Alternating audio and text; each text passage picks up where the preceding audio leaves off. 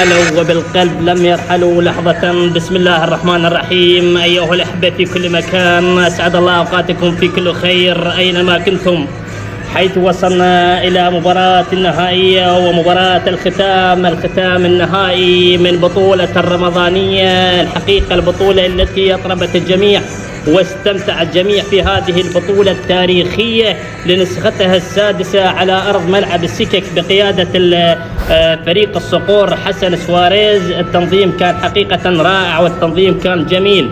باسم المرحوم والعزيز على قلوبنا، على قلوب الجميع، الأخ الشقيق اللي كان لدينا والصديق حيدر هادي رحمة الله عليه، والفاتحة ولحظة حداد على روح المرحوم حيدر هادي.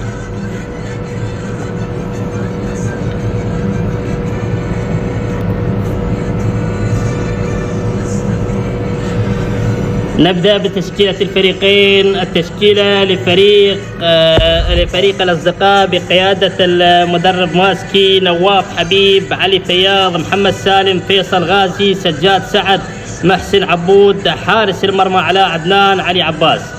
هذه تشكيلة فريق الأصدقاء، الفريق الكبير اللي وصل للنهائي، يلعب أمامك للنهائي. أكيد فريق أحرج الجميع وأحرج الفرق اللي كانت مفضلة.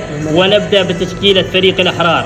نوري قادر، حارس المرمى أحمد محمد، حسن علي، كاظم محمد، يونس خالد، ستار سحيول، حسين علي، أحمد علي. هذه تشكيلة فريق الأحرار. فريق الأحرار الكبير، الفريق اللي وصل للنهائي. أكيد طبعا الفرق اللي وصلت للنهائي فرق كبيرة. الفريق اللي كانت البطولة منظمة من 24 فريق، واللي يلعبونك النهائي أمامك الفريقين الكبيرين، فريق الأحرار وفريق الأصدقاء.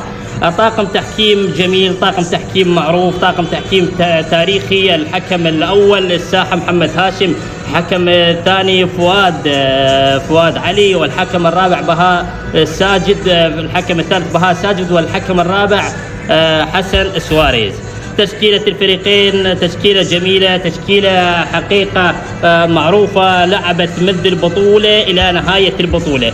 الفرق اللي شاركت 24 فريق، 26 فريق ودعوا فريقين يلعبوا لك النهائي أمامك عزيزي المشاهد. الفريق اللي كان جميل حقيقة واللي كان يستمتع واللي كان طارب الجميع ودع. الفريق اللي كان حقيقة نتمنى له كان يلعب في هذه المباراة النهائية فريق الرواد، الفريق اللي يحرج الفرق الكبيرة، ودع بثلاثية مقابل هدف واحد. التوديع كان شوية كان صعب على هذا الفريق، ودع من الباب الضيق. الكل رشح هذا الفريق أن يصل للنهائي، لكن ما حالف الحظ أن يلعب النهائي. مباراة راح تكون مباراة جميلة، مباراة راح تكون مباراة نهائية. الفريقين دخلوا لأرضية الملعب، وأمامك الصور التذكارية تلتقط من الأخ العزيز والصديق يعقوب الساعدي، والمصورين حاضرين من فريق الصقور. فريق الصقور فريق كبير، نظم عدة مباريات، عدة بطولات، وكل البطولات أنا بوجهة نظري الخاصة فريق ينظم لك البطولات، وكل البطولات نجحت بوجه التحديد، لأن كانت الإدارة صحيحة، ولأن كان اللي يقودون هذا الفريق هم متمرسين رياضة كرة القدم. محمد هاشم أمامك اللي الحكم الأول، حكم الساحة، 34 عام هذا الحكم، نتمنى له التوفيق في هذه المباراة. المباراة مباراة جميلة، جمهور حاضر، الجمهور حاضر هذه المباراة اللي كل كان يتمنى المباراة النهائية. كل عام وأنتم بألف خير. نستبق العيد مقدمة، والأخوان اللي ينتظرون هذه المباراة الكبيرة، المباراة اللي التذكارية راح تكون دائما. هذه البطولة بطولة خاصة ولها طعم خاص للجميع، لأن البطولة تحمل اسم المرحوم حيدر هادي رحمة الله عليه، وغمد الله روح الجنة وسكن مع الأبرار إن شاء الله وبإذن الله. المباراة أمامك الحكم أطلق صافرته، والجمهور حاضر، الجمهور تتوافد الجماهير إلى أرضية الملعب، والمصور يصور لك المباراة لحظة بعد لحظة، لأن هذه اللحظات راح تبقى تذكارية. إن شاء الله ربنا يكتبنا مديد العمر ونلاحظ البطولة ونشاهد البطولة الثانية اللي في العام القادم 2024 إن شاء الله على هذا أرضية هذا الملعب. حكم الثاني فؤاد لاعب الصقور، حكم جميل، حكم شاب، حكم متمركز، وحكم يلاحظ اللقطات لحظة بعد لحظة، لأن هذه المباراة مهمة جدا للحكام، نتمنى لها التوفيق.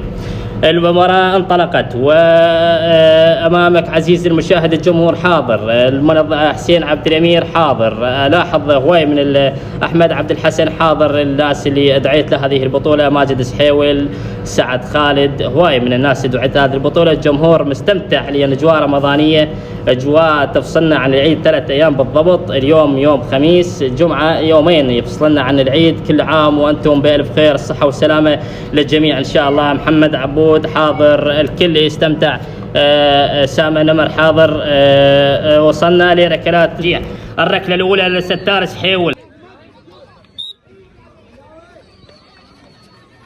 ستار يتقدم، جول، جول أول لفريق الأحرار. ستار سحيول يسجل الهدف الأول. حقيقة ركلة جميلة كانت لستار سحيول، حطها حط ومزقت الشباك. الركلة الترجيحية لفريق الأصدقاء. سجاد على التنفيذ، ركلة الترجيحية. سجاد سعد مطالب بالتعادل، أن يسجل الهدف التعادل، لأن ستار سجل الهدف الأول. سجاد ضاعت على سجاد سعد، والأمور ازدادت صعوبة على فريق الأصدقاء. فريق الأحرار حسن علي على التنفيذ. فريق الأحرار اللي كان متقدم في الشوط الأول في المباراة، بعد لحظات عاد فريق الأصدقاء وتعادل ووصل لركلات الترجيح. المباراة صعبة والكل ينتظر، لقطات تحبس الأنفاس، حطها ضاعت على فريق الأحرار. الركلة الثانية على فريق الأحرار تضيع. فريق الأصدقاء علي فياض على التنفيذ. علي فياض مطالب بالتعادل، لأن فريق الأحرار متقدم بهدف مقابل لا شيء، وعلي فياض شوية عليه ضغط، لأن ليش مطالب بالهدف التعادل. جول علي فياض يعادل النتيجة لفريق الأصدقاء. علي فياض. يونس خالد على التنفيذ. اللاعب يونس خالد لاعب فريق الأحرار قدم مباراة جميلة حقيقة، والآن هو مطالب بالهدف الثاني لفريق الأحرار. فريق الأحرار ستار سحيول جول يونس، حلوة، حطها في السقف العلوي. يونس خالد، الجول كان جميل ليونس خالد. فريق الأصدقاء على التنفيذ. فريق الأصدقاء محسن عبود لاعب شاب جميل، لاعب دائما لاعب مباريات عديدة وهو شاب. أعتقد هذا اللاعب راح يسجل، لأنه هو لاعب جيد وقدم مباراة كبيرة على التنفيذ بقميص رقم 6. محسن عبود على التنفيذ، والجمهور يتطلع والجمهور يلاحظ اللقطات بعد لحظة بعد لحظة، والمصورين يصورون اللقطات. حطها ضاعت، الله، حلوة من الحارس الأحرار. الركلة كانت قوية جدا، صدها حارس فريق الأحرار. شوية المباراة بدت تعيد نظامها لفريق الأحرار. حسين علي على التنفيذ، إصابة لحارس المرمى، نتمنى له الشفاء العاجل بإذن الله. الحارس ساقط على أرضية الملعب، والركلة حسين علي. الركلة لحسين علي ضاعت. محسن عبود ضيع. حسين علي أعتقد اللي راح يشوت لفريق الأحرار، حط محسن، لكن الكرة كانت قوية جدا. الحارس اللي راح للكرة اللي ما شاف الكرة، لأن الكرة هي اختطمت بالحارس، والحارس نتمنى له الشفاء العاجل إن شاء الله وبإذن الله. على التنفيذ حسين علي لفريق الأحرار. محمد هاشم ينظم مكان الكرة، والآن على التنفيذ هو حسين علي اللاعب الكبير، اللاعب الجميل، اللاعب اللي يلعب لك لفريق الفتيان، لاعب خلوق جدا. هذا اللاعب يستمتع بأخلاق عالية. حسين علي على التنفيذ. علاء عدنان حارس المرمى، وحسين علي وجها لوجه، حديث وحوار يدور بين حكم المباراة وبين حسين علي. ما أعرف شنو الحوار اللي راح يدور. حسين علي على التنفيذ. آخر ركلة ترجيحية، إذا ضاعت هي ضاعت. جول فريق الأحرار يحصد البطولة. فريق الأحرار يتوج على البطولة. فريق الأحرار خطف الأضواء. فريق الأحرار السنة 2023 وأمامك إلى التتويج مرة أخرى. أيها الأحبة، عدنا مجددا بعد انتهت المباراة لصالح فريق الأحرار بركلات الترجيح، ركلات الحظ اللي يطلق عليها الجميع، اللي كانت الركلات حبست الأنفاس ابتسمت لفريق الأحرار. ووصلنا للحظات التتويج، اللحظات الممتعة، اللحظات التاريخية، اللحظات اللي راح تبقى عالقة بالأذهان. فريق الأحرار حصد البطولة. الحوار اللي راح يدور الليلة راح يدور الحوار، وعريف الحفل هو محمد هاشم هو حكم المباراة. لكن فريق الأحرار قدم مباراة جميلة. فريق الأحرار قدم مباراة كبيرة لأن كان متقدم السادسة الذي نظمها فريق الصقور الرياضي باسم المرحوم حيدر هادي، لذلك نقف عليه إجلال وإكراما قراءة الفاتحة. الجمهور لحظة حداد على روح المرحوم حيدر هادي، غمد الله روح الجنة. بسم الله الرحمن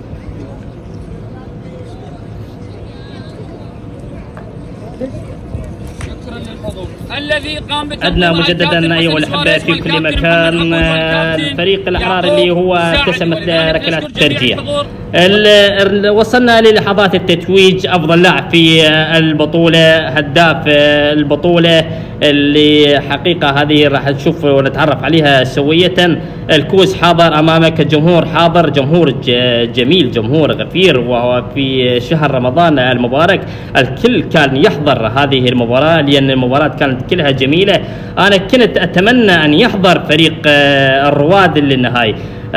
أحمد حسن والتتويج لحكام الساحة محمد هاشم، بهاء ساجد، واللقطات الصور تذكارية مع أحمد حسن بتسليم جواز لأفضل حكام في هذه المباراة والبطولة. المباراة انتهت لفريق الأحرار والكؤوس أمامك. حصل على هذه البطولة فريق الأحرار، منه اللي راح يرفع الكاس. لحظات جميلة، لحظات تاريخية، لأن المباراة كانت صعبة شوية، لأن دائما في عالم كرة القدم المباريات إذا وصلت لركلات ترجيح تكون مباراة شاقة، ليس المباراة اللي مفتوحة وبها أهداف، لأن كانت المباراة محصورة بها هدفين تعادل لكل فريقين. هو أمامك حامد وللحاج أبو سعد خالد سحيول، شهادة تقديرية للحاج. وأمامك سامة نمر بتسليم حامد صالح، الشهادة التقديرية لسامة نمر. نعم، الصور تلتقط لأن الصور تذكارية كما ذكرت راح تبقى عالقة بالأذهان. حامد بتسليم الشهادة التقديرية للناس اللي دعيت لهذه المباراة. أمامك حسين عبد الأمير يحصل على شهادة تقديرية لأن كان هو مدرب في هذه البطولة. حامد يسلم. وللحاج عودة فخري، نعم، الرجل اللي حضر المباراة، رجل الشيبة. وحسن سواريز بتسليم الجواز والشهايد لحامد صالح. حامد صالح ومحمد عبود يحصل على شهادة تقديرية. الكل كان مساهم في هذه البطولة لأن كان تعب واضح لفريق الصقور، تعب في هذه البطولة لأن البطولة طولت أكثر من 20 يوم. أمامك هو قصي حميد يحصل على شهادة تقديرية لأن كان حاضر مع فريق الرواد. وحامد صالح بتسليم الشهادة التقديرية لكل مبارك غازي لأن كان موجود في هذه البطولة يحصل على شهادة تقديرية. الكل حصل على شهادة تقديرية لأن كانت هي من اللجنة المنسقة لهذه البطولة اللي يستحق الشهادة التقديرية، كان موجود اسمه على هذه القائمة. جمهور جميل، يعقوب السعدي حاضر ويصور الأضواء ويصور، والمصور الثاني حاضر أمامك عزيز علي داود حاضر، صور المباراة بالكامل. علي داود مصور كان جميل وصور اللقطات وصور هواية التقط من الصور. فريق الأحرار ويحصل على أفضل لاعب في هذه البطولة ستار سحيول، يستحق بجدارة. ستار سحيول كان لاعب جميل وكان قدم بطولة جميلة لهذه البطولة الرمضانية. أفضل حارس في هذه البطولة أحمد محمد، في هذه البطولة أحمد محمد كان حارس جميل، حارس حقيقة قدم بطولة كبيرة هذا الحارس، وهو حارس جميل. دائما نشوف هذا الحارس في كل مكان وفي كل محافل موجود هذا الحارس. أمامك حسن سواريز، حسن اللي تعب في هذه البطولة أكيد، قائد فريق الصقور. إبراهيم سلمان حصل على أفضل هداف في هذه البطولة، لأن كان برصيده أعتقد 8 أهداف. نعم كان يستحق، لأن البطولة كانت شاقة وبطولة كانت أهدافها قليلة. سجل 8 أهداف. أمامك هو عزيز بشير يحصل على جائزة مع أحمد خالد. نعم بتسليم الجوائز. أحمد خالد حصل على جائزة بتسليمها. كان اللاعب هو فريق الأحرار، وقائد فريق الأحرار عزيز بشير. أمامك أحمد حسن بتسليم الجائزة حسن سواريز بتسليم الجائزة لعزيز، وحمد حسن يحصل على شهادة تقديرية، لأن كان جميل هذا أحمد حسن في هذه البطولة مع فريق الأحرار. قدم مباراة جميلة لأن كان أفضل، والكوس لفريق الثاني. نعم فريق الثاني محصل على كاس. أمامك فريق الثاني هارد لك لفريق الأصدقاء، فريق كبير قدم مباراة جميلة، قدم بطولة رائعة. هارد لك للفرق اللي كانت مع حالفها هذا الحظ أن تصل للنهاية. قيصر يحصل على البطولة والكاس يرتفع. أمامك عزيز المشاهد الكاس اللي رفع قائد فريق الأحرار قيصر، والكاس ألف مبروك لفريق الأحرار. ألف مبروك لكل الفرق اللي كانت حاضرة في هذه البطولة. وهارد لك من الأعماق لفريق الأصدقاء، وهارد لك للفرق اللي ودعت. وإن شاء الله وبإذن الله نلتقي في العام القادم بإذن الله 24، والصور التاريخية تبقى والكل يبقى بالأذهان وعالق بالأذهان.